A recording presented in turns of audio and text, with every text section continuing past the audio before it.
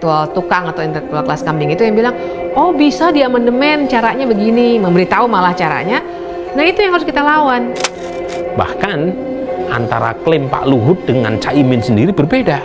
Caimin menyebut 100 juta, Pak Luhut menyebut 110 juta. Ini yang benar yang mana? Padahal dua-duanya sama-sama mendukung ide penundaan.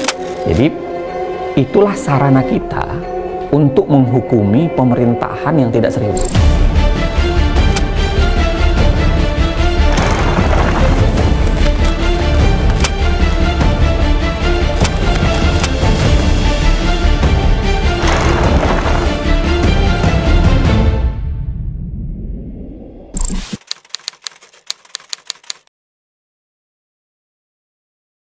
Pemilu mungkin ditunda ya, sangat tergantung perspektif kita menjawabnya ya. Kalau perspektif kita secara hukum pasti ya mungkin saja ditunda. Tetapi tentu kalau secara hukum maka pertanyaannya apakah ada alasan ya atau kondisi yang objektif, rasional dan konstitusional untuk menunda itu. Tapi saya ingin bilang begini, sebenarnya kalau kita bicara konstitusi, maka konstitusi itu tidak sekedar bicara pada normanya, bisa atau tidaknya, bunyinya seperti apa. Tapi kita harus bicara soal moralitasnya. Bermoral nggak sih nunda pemilu demi alasan pribadi misalnya? Nah itu pasti bisa panjang perdebatannya. Kalau misalnya tiba-tiba nih, demi keinginannya Pak Jokowi, dia mengubah atau mengutak-atik pemilu demi bisa terpilih lagi atau demi bisa memperpanjang masa jabatannya, ya maka menurut saya sangat mungkin kemudian Pak Presiden di-impeach. Kita mesti bedakan antara yang konstitusional dengan yang politis ya. Kalau konstitusional sebenarnya tidak mungkin, karena pasal 22E konstitusi kita jelas bilang bahwa pemilu itu dilaksanakan 5 tahun sekali, baik untuk Presiden, DPR maupun DPD.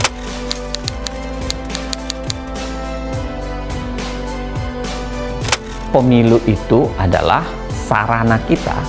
Pemilu itu kan miliknya publik sebenarnya, dari rakyat untuk rakyat kan sebenarnya. Jadi itulah sarana kita untuk menghukumi pemerintahan yang tidak serius. Jadi dan itu sebabnya di beberapa buku teori mengatakan pemilu itu adalah kudeta yang paling konstitusional. Jadi dia kudeta yang paling konstitusional. Anda bisa menegur siapa pemimpin negara yang tidak serius, ya, lalu kemudian menggantinya. Pemilu itu selalu pertarungan antara status quo dengan harapan baru, selalu. Obama, New Hope kan, harapan baru ketika berhadapan dengan itu. SBY ketika naik juga di bahasanya harapan baru, sama. Pak Jokowi ketika naik juga harapan baru, semuanya sama.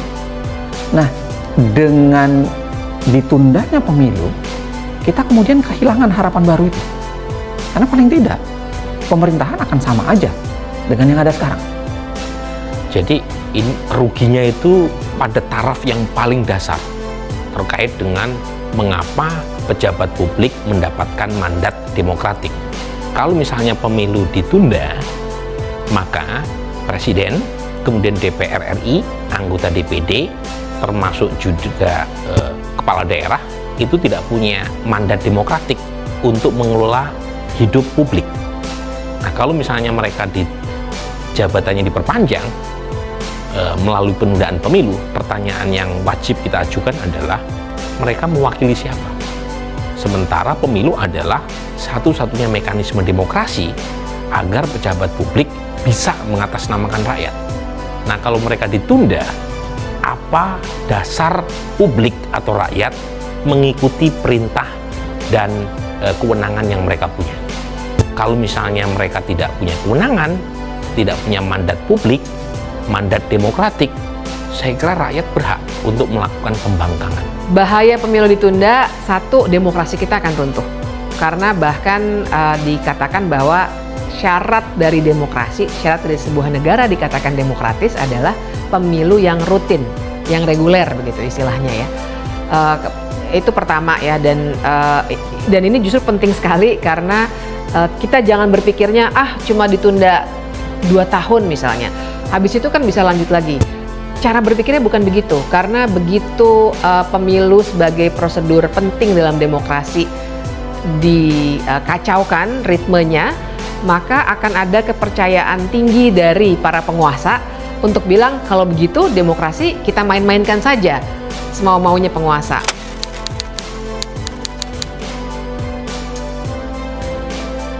Studi yang dilakukan selama ini di masa-masa pemilu itu bisa menyumbang 0,5% pertumbuhan ekonomi. Jadi meskipun ongkosnya 50-60 triliun, tetapi kembali ke publik, termasuk jutaan penyelenggara pemilu. Penyelenggara pemilu kita itu 2,5 kali lipat dari jumlah penduduk New Zealand. Jadi memang besar, penyelenggara saja, belum pemilih ya. Jadi alasan-alasan tersebut menurut saya kurang begitu masuk akal dan terkesan dicari-cari, termasuk misalnya kalau kita lihat berdasarkan situasi pandemi. Jadi data yang dikumpulkan oleh IDEA misalnya menunjukkan penundaan pemilu memang terjadi selama 2 tahun di masa pandemi. Tetapi penundaan pemilu itu umumnya dilakukan di masa-masa awal pandemi, ketika pandemi betul-betul menyerang segala lini kehidupan, dan pada saat itu belum ada vaksin. Jadi dan saat yang sama pula pandemi saat itu kita belum punya pengalaman sama sekali. Sekarang 2 tahun situasi pandemi dan kita punya banyak pengalaman, dan negara-negara di dunia dalam 1,5 tahun terakhir yang menunda itu nyaris 0, karena mereka makin punya kebiasaan dan pengalaman cara menaklukkan pandemi. Dan kalaupun toh terjadi penundaan, itu umumnya bukan lebih dari setahun. Misalnya Singapura, New Zealand, kemudian beberapa negara yang lain menunda, tetapi hanya dalam jangka waktu bulanan, tidak sampai 2 tahun, 3 tahun seperti yang kita dengar dari para pengasong ide penundaan tersebut. Sebenarnya mari kita periksa ya, kalau pemilu mahal itu. Satu, mungkin kita periksa secara anggaran. Benar nggak sih anggarannya tidak tersedia? Biasanya pos-pos anggaran itu sebenarnya udah tersedia. Karena kan pembangunan kita ini kan dibangun dengan perspektif bukan sekedar tahunan, tapi multi years. Jadi udah kecium tuh, kira-kira sampai tahun segini kita harus siapkan anggaran sekitar segini. Jadi sebenarnya secara penganggaran harusnya sudah ada komitmen kesiapan untuk itu. Yang namanya pemulihan ekonomi pasca pandemi itu tidak serta-merta harus meniadakan perhelatan demokrasi seperti pemilu. Ada data yang ditunjukkan misalnya kan, 80 negara katanya menunda pemilu gara-gara pandemi dan dampak ekonominya.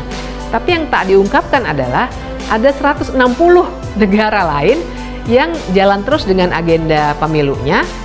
Tapi bahkan yang lebih bisa jadi pijakan kita untuk mengkritik itu, 80 yang kemarin menunda pun sampai dengan Februari 2022 ini sudah catch up. Mereka sudah melaksanakan pemilunya yang kemarin ditunda itu. Misalnya yang besar-besar lagi ya, India gitu, Costa Rica. Nah, kita mau membicarakan 2 tahun lagi. Jadi kan kelihatan ya, saya kira tidak masuk akalnya dari segi ekonomi.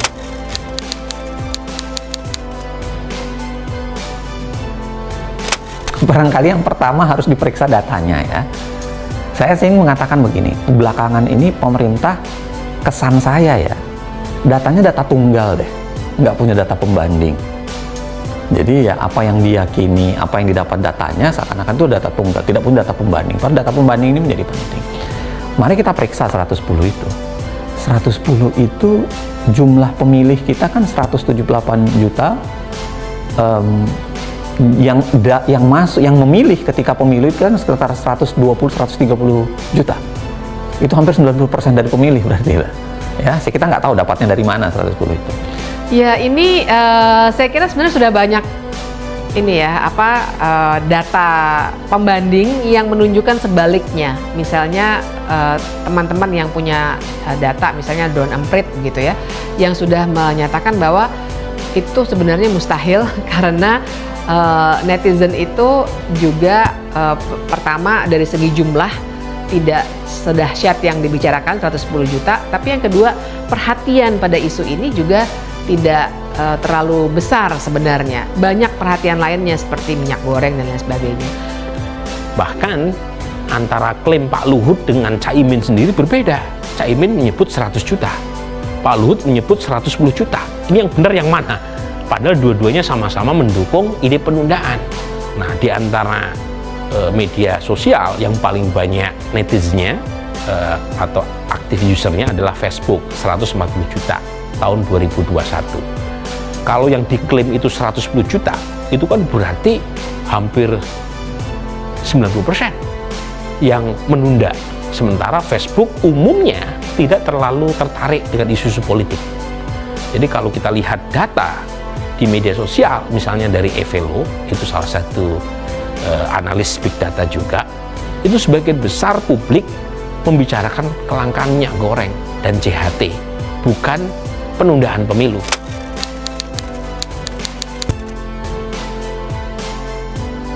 Saya termasuk yang mengatakan kalau para elit ini menggunakan keinginan pribadinya ya, di atas kepentingan publik dan keinginan publik. Saya mengatakan mereka adalah pelanggar hukum, teroris konstitusi sebenarnya bisa kita katakan itu dalam tanda kutip ya. Mereka menteror konstitusi dengan alasan pribadi-pribadi mereka. Nah, harusnya itu dilawan dari sekarang. Saya bahkan tadi sudah sampaikan ya, kalau memang presiden diindikasikan ingin secara pribadi memperpanjang dirinya, punya agenda pribadi, bahkan kemudian mengkreasikan cara untuk merusak kehidupan bernegara dengan memperpanjang itu, saya termasuk yang mengatakan ya itu menjadi alasan cukup untuk impeachment, harusnya impeachment presiden ya, bisa karena pengkhianatan terhadap negara, bisa karena perbuatan tercela. Saya ingin ingatkan, harus berhati-hati betul bermain-main dengan masa jabatan. Nyaris tidak ada negara demokrasi ya yang bermain-main dengan masa jabatan, nggak ada. Contoh negara-negara yang bermain-main dengan masa jabatan itu negara-negara yang selalu digolongkan sebagai autocratic legalism atau dikatakan constitutional authoritarian ya. Jadi mengesahkan otoriternya dengan cara mengubah konstitusi ya, mirip misalnya kayak di Venezuela atau kemudian di Rusia atau Turki misalnya, sebagian juga mengatakan Turki. Nah, atau negara-negara sub-Sahara, negara-negara Afrika sub-Sahara banyak bermain-main dengan masa jabatan juga, dan negara-negara itu negara yang kita pahami jauh dari kesan demokratis. Nah, mau nggak kita meniru negara-negara yang jauh dari kesan demokratis itu, bermain-main dengan masa jabatan? Bahkan kalau diingat, satu negara di Afrika misalnya, Guinea, ya, itu akhirnya di ujungnya mengalami kudeta militer. Nah, kalau misalnya para elit yang menjadi bagian dari koalisi pemerintah makin menyuarakan aspirasi ini secara terus-menerus, saya khawatir legasi Pak Jokowi yang sudah diperjuangkan selama 7 atau 8 tahun terakhir tidak diingat lagi oleh publik. Yang diingat oleh publik adalah orang-orang Pak Jokowi habis-habisan, mati-matian memperjuangkan satu ide yang bertentangan dengan semangat konstitusi. Dan kalau misalnya elit memaksakan sampai pada titik di mana masyarakat tidak bisa menerima, saya khawatir justru akan menimbulkan masalah besar yang ujung-ujungnya mengganggu stabilitas politik, dan karena stabilitas politik terganggu, ekonomi juga akan terganggu. Nah, di banyak negara nih, saya kalau boleh sedikit cerita deh, misalnya di Hungaria, di Venezuela, itu otoritarianisme terjadi dan kemudian dilanggengkan dengan perubahan konstitusi, jadi agak mirip ya fenomenanya. Itu justru bisa terjadi karena banyak sekali orang-orang yang seharusnya bisa bilang ini salah, bilangnya ini nggak apa-apa, bisa dibenarkan. Nah, ini yang saya sebut dengan, saya pakai istilahnya Romo Mangun ya, intelektual kelas kambing, intelektual tukang yang pada akhirnya hanya memberikan stempel bagi apapun yang penguasa inginkan. Jadi kan kita seakan-akan misalnya ya, ada, saya tidak perlu sebut nama lah ya, si A, si B, si C, intelektual tukang atau intelektual kelas kambing itu yang bilang, oh bisa di amandemen caranya begini, memberitahu malah caranya. Nah, itu yang harus kita lawan. Kita harus bilang bahwa ini salah, karena demokrasi kita yang dipertaruhkan. Kita nggak bicara pasal, kita bicara prinsip-prinsip demokrasi.